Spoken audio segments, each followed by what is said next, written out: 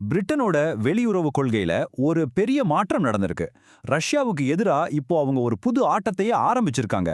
அதாவது நேரடி ராணுவ பலத்தையும் மறைமுக ஆதரவையும் ஒன்னா சேர்த்து ஒரு பெரிய மூவ் பண்ணியிருக்கிறாங்க. இது சும்மா ஏதோ ஒரு நடவடிக்கை இல்ல, ரொம்ப கவனமா கணக்கு போட்டு செய்யப்பட்ட ஒரு புவிசார் அரசியல் நகர்வு. ஆனா இங்க தான் ஒரு முக்கியமான கேள்வி வருது. ஒரே நேரத்துல ரெண்டு பக்கத்துல இருந்தும் ரஷ்யாவை எதிர்க்கிற அளவுக்கு யூகேக்கு என்ன தைரியம்? எதுக்காக இந்த மாதிரி ஒரு டபுள் கேம் ஆடுறாங்க? இதுக்கு பின்னாடி இருக்கிற உண்மையான ஸ்ட்ராட்டஜி என்ன? வாங்க இத பத்தி கொஞ்சம் டீட்டெயிலா பார்க்கலாம். முதல்ல நாம ஒரு விஷயத்த தெளிவா புரிஞ்சுக்கணும். யூகே இப்போ பண்ற இந்த விஷயங்கள் எதுவுமே எதேச்சியா நடக்கல. இது எல்லாமே ரொம்ப நல்லா பிளான் பண்ணி ஒருங்கிணைச்சு கொடுக்கப்படுற ஒரு ஸ்ட்ராட்டஜிக் மெசேஜ். யூகேயோட இந்த ஸ்ட்ராட்டஜிக்கு ரெண்டு முகம் இருக்கு. ஒரு பக்கம் நேரடியா ரஷ்யாவுக்கு பிரஷர் கொடுக்கறாங்க, இன்னொரு பக்கம் மறைமுகமா அழுத்தம் கொடுக்கறாங்க. சிம்பிளா சொல்லணும்னா, ஒன்னு கடல்ல தன்னோட பலத்தை காட்டி மிரட்டுறது, இன்னொன்னு போர்க்களத்துல தன்னோட கூட்டாளியான உக்ரைனுக்கு ஆயுதம் கொடுத்து பலப்படுத்துறது. சரி, இந்த ரெண்டு முக ஸ்ட்ராட்டஜில முதல் தூண் என்னன்னு பார்க்கலாம். அதுதான் அட்லாண்டிக் பெருங்கடல்ல அவங்க காட்டுற பலம், அதாவது ஒரு நேரடியான கடற்படை எச்சரிக்கை. பாருங்க, யூகேவோட கடற்படையில ரொம்ப முக்கியமான ஒரு சொத்துனா அது HMS பிரின்ஸ் ஆஃப் வேல்ஸ் விமானம் தாங்கி கப்பல் தான். அதை கொண்டு போய் அட்லாண்டிக் கடல்ல நிறுத்திருக்காங்க. இது ரொம்பவே தெளிவான ஒரு சிக்னல். நிச்சயமா இது ஒரு சாதாரண ரோந்து பணி கிடையாது. இங்கே சுவாரஸ்யமான விஷயம் என்னன்னா, இந்த விமானம் தாங்கி கப்பலோட பலம்தான்.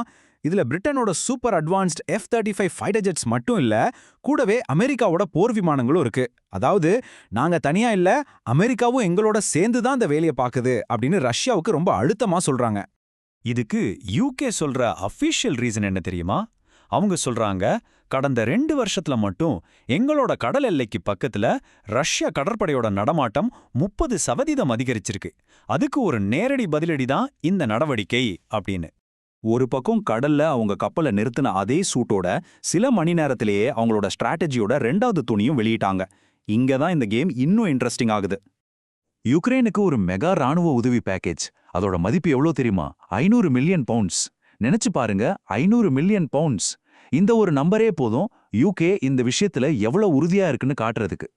இந்த மொத்த உதவியில ஒரு 180 மில்லியன் பவுண்ட்ஸை உடனடியா போர்க்களத்துல ஒரு பெரிய தாக்கத்தை ஏற்படுத்துறதுக்காக ஒரு ஸ்பெஷல் புரோகிராமுக்கு ஒதுக்கியிருக்காங்க. இது மூலமா உக்ரைனுக்கு தேவையான முக்கியமான பாதுகாப்பு ஆயுதங்களை உலக சந்தையில இருந்து ரொம்ப வேகமா வாங்க முடியும். இந்த உதவியில முதல்ல என்ன கொடுக்கறாங்க பாருங்க. ரஷ்யாவோட மிசைல் தாக்குதல்களை தடுக்கிறதுக்காக 1200க்கும் அதிகமான ஏர் டிஃபென்ஸ் சிஸ்டம்ஸ். இது ரொம்பவே முக்கியமான ஒரு விஷயம். அடுத்ததா, உக்ரைன் தொடர்ந்து தங்களையும் பாதுகாத்துக்கிட்டு எதிர் தாக்குதலும் நடத்துறதுக்கு பீரங்கி குண்டுகள் அனுப்புறாங்க.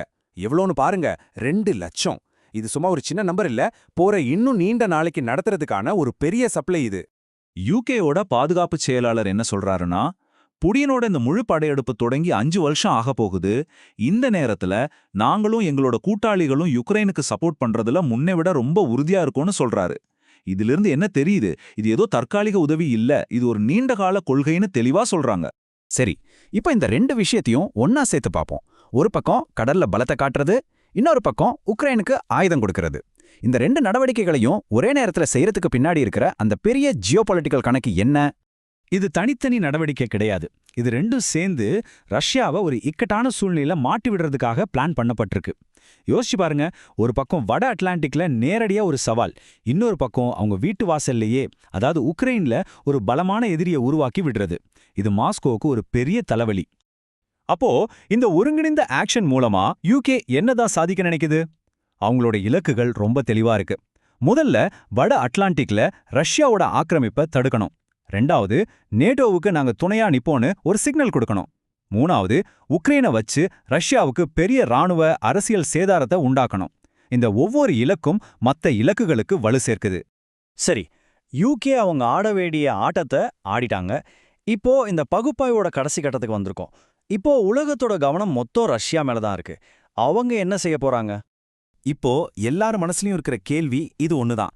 அட்லாண்டிக்ல ஒரு நேரடி சவால், யுக்ரைன்ல பலப்படுத்தப்பட்ட ஒரு எதிரி. இந்த 2 அழுத்தத்துக்கும் நடுல புடினோட அடுத்த மூவ் என்னவா இருக்கும்?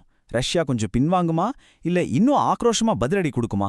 இந்த நிலைமை எப்படி மாறுது, ரஷ்யாவோட பதில் என்னவா இருக்க போகுதுங்கிற லேட்டஸ்ட் அனாலிசிஸ்க்கு எங்களை ஃபாலோ பண்ணி சப்ஸ்கிரைப் பண்ணிக்கோங்க.